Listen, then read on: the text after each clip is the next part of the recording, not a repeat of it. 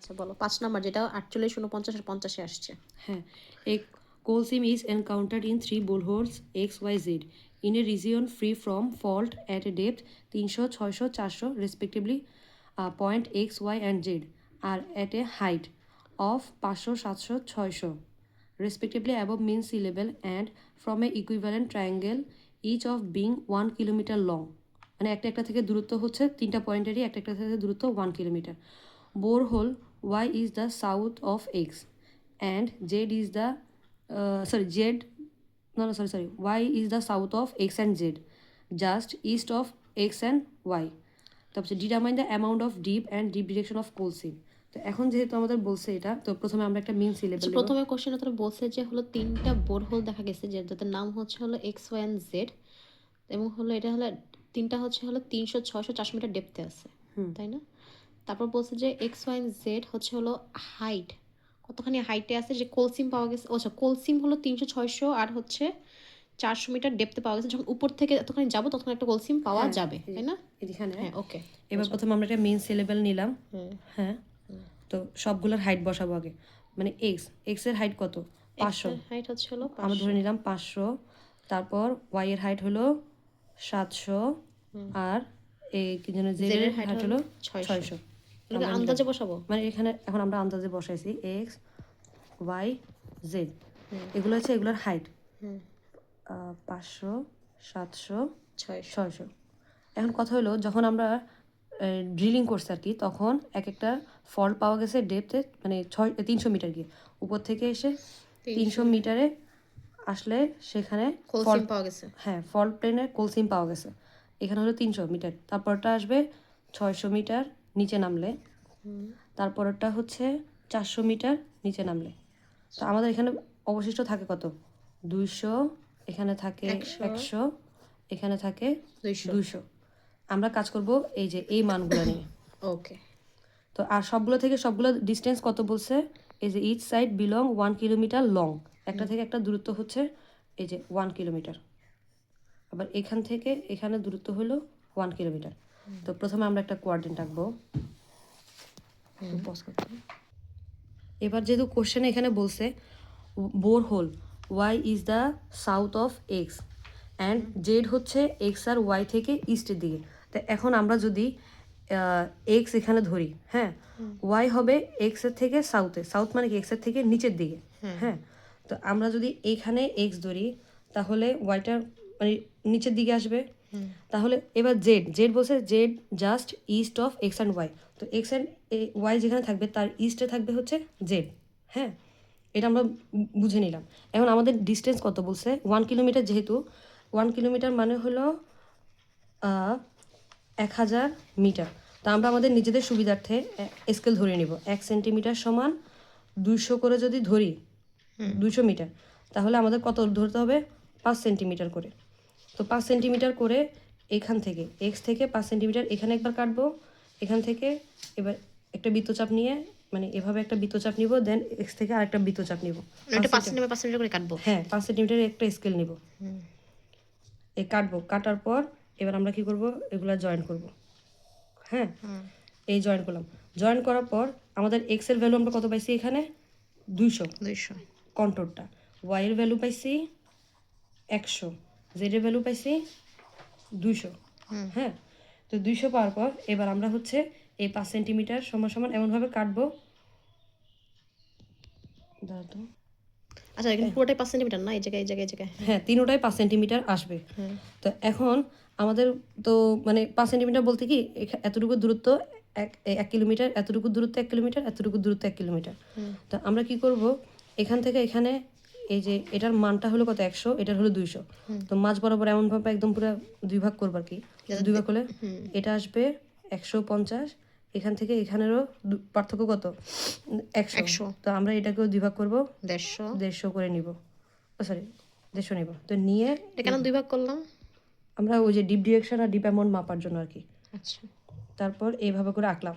আঁকার পর এইবার হচ্ছে একটা কোয়ার্ডিনেট নিব। কোয়ার্ডিনেট নিলাম। কোয়ার্ডিনেট নেওয়ার পর এইবার আমার এই যে মানটা আসবে, কোয়ার্ডিনেটটা নিতে হলে অবশ্যই এই বরাবর একটা সেট স্কোয়ার বসায় ঠিক সেমভাবে আগে এখানে একটা দাগ দিব। দাগ দিয়ে এই স্কেলের সাথে ধরে আবার এই বরাবর করে সমান করে কোয়াড্রেন্টটা আঁকবো। আঁকার পর এবার এটা আসবে আমার স্ট্রাইকের মান। এটা না বুঝি নাই। হ্যাঁ, কোয়াড্রেন্ট আঁকানোর সিস্টেম হলো মূলত এই যে এই বরাবর লাইনটা মানে সেট স্কোরটা ধরবো, ধরে এখানে ধরে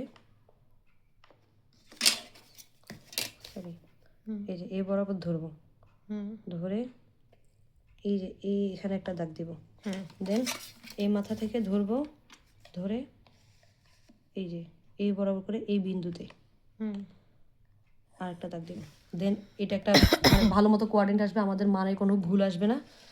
তারপর এখান থেকে এই যে এই বেডের মানটা হবে আমার স্ট্রাইক। হ্যাঁ, তারপর এখান থেকে বসায় কোন বেডের মানটা হবে স্ট্রাইক? এই যে এই বেড এগুলোর মান হচ্ছে স্ট্রাইক। স্ট্রাইক, ওকে।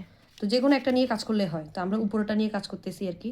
করার পর এই যে এখান থেকে কাউন্ট করব, যে মানটা আসবে সেটা আমার স্ট্রাইক। এটা তো আমি হাতে করছি না, তো মোটামুটি আমার পুরোপুরি মিলবে না, তাই আমি মানটা ধরতেছি না, এটা হবে আমার স্ট্রাইক। এবার আমার ডিপ আঁকাইতে হলে আমি কি করব, এই যে বেড আছে বেড বরাবর এই যে এই বেড বরাবর চাঁদাটা বসাবো এই বিন্দুতে। বসানোর পর যে 90 ডিগ্রি বরাবর যে মানটা আসবে সেটা আসবে আমার ডিপ।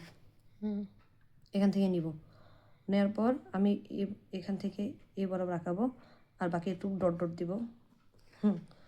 ডট ডট দিছি, দেওয়ার পর এইবার আমি ডিপের মান বের করব। ডিপের মান বের করব এই যে এইখান থেকে হিসাব করব, যেহেতু এটা কাছে আমি এখান থেকে হিসাব করব। এই হিসাব করব কত, মনে কর আমার এখানে আসলো কত 10, 20, 30, 30 একটু বেশি এরকম 31। এটা হবে আমার ডিপ ডিরেকশন। তাহলে এটা হবে কত তোমার?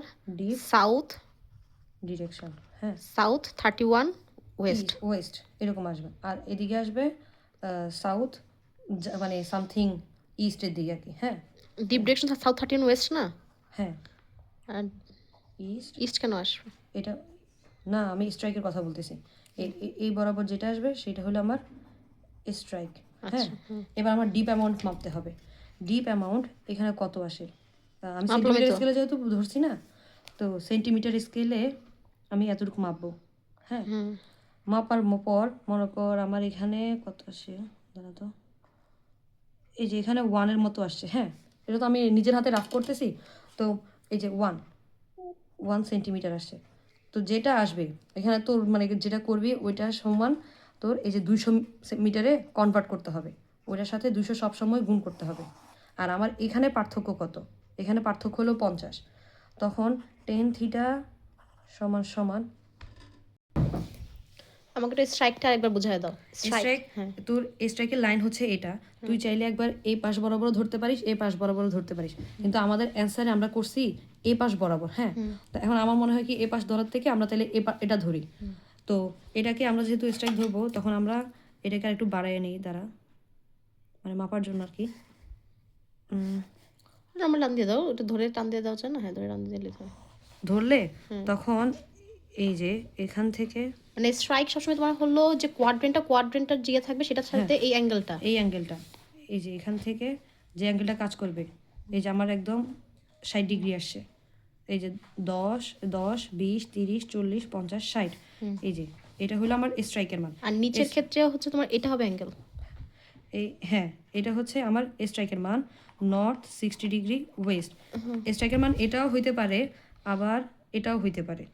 এই যে দেখো 10, 20, 30, 40, 50, 60, এই যে এটাও মানে এটা হচ্ছে মূলত বেডিং প্লেনটাই তোর স্ট্রাইকের হিসেবে কাজ করে। এটা যদি আমরা ধরি তখন আমাদের মান আসবে সাউথ 60 ডিগ্রি ইস্ট। হ্যাঁ, এটা হচ্ছে স্ট্রাইক যে কোনো একটা নিলে হয়। এখন আমরা যেহেতু করার সময় এভাবে করছি, আমার মনে হয় এটা নেওয়া বেটার। ডিপটা অলওয়েজ কনস্ট্যান্ট আছে, ডিপের মানটা তখন আসবে এই যে এখান থেকে 10, 20, 30, তো এটা মান আসবে তখন সাউথ 30 ডিগ্রি ওয়েস্ট। এটা হয়েছে কি না আমরা বুঝবো কিভাবে, এই যে আমার এই যে এই মানটা আর এই মানটা যদি 90 ডিগ্রি হয় বা 90 ডিগ্রির আশেপাশে হয়, তখন আমরা বুঝে নিব যে আমাদের এগুলোর মান নেওয়া ঠিক হয়েছে। তো এটা হবে আমার ডিপ ডিরেকশন, এটা হবে আমার স্ট্রাইক। এবার আসবে কি যেন বলে ডিপ অ্যামাউন্টের মান হয় হচ্ছে এই যে স্ট্রাইক ইন্টারভাল বা ডিস্টেন্স বিটুইন টু স্ট্রাইক। হ্যাঁ, স্ট্রাইক ইন্টারভাল কত আমার এই যে এই দুইটার মধ্যে কত, এটা যদি হয় 200, এটা যদি হয় 150, হ্যাঁ ইন্টারভ্যাল হচ্ছে 50। 50 ইন্টারভাল দুইটাই স্ট্রাইক। আর ডিস্টেন্স বিটুইন টু স্ট্রাইক, এখন আমাদের এতটুকু ডিস্টেন্স কত এটা আমরা মাপবো। এখন আমি মনে কর এই যে আমি তো রাফ করছি না, তো আমার রাফের মধ্যে রাখতে তো ততই মাপো। হ্যাঁ, আমার সেন্টিমিটার কোনটা, এই যে 1-এর 1.5 আসে, হ্যাঁ 1.5। যেহেতু 5 আসে, এই যে আমি 1.5 দিব। আমার 1.5 এটা কত আসছে সেন্টিমিটারে আসছে। আমি এর আগে আবার সেন্টিমিটার হিসাব করছি কত, 1 সেন্টিমিটার সমান 200 মিটার। তখন আমি এটাকে 200 দ্বারা গুণ দিব, গুণ দিয়ে থিটা সমান 10 ইনভার্স সমান যেটা আসবে 50/300। হ্যাঁ 50/300, তখন থিটা মান যেটা আসবে সেটা হবে আমার ডিপ অ্যামাউন্টের মান। ঠিক আছে, এটা হলো মূলত বেসিকগুলো। শেষ। হ্যাঁ। ওকে।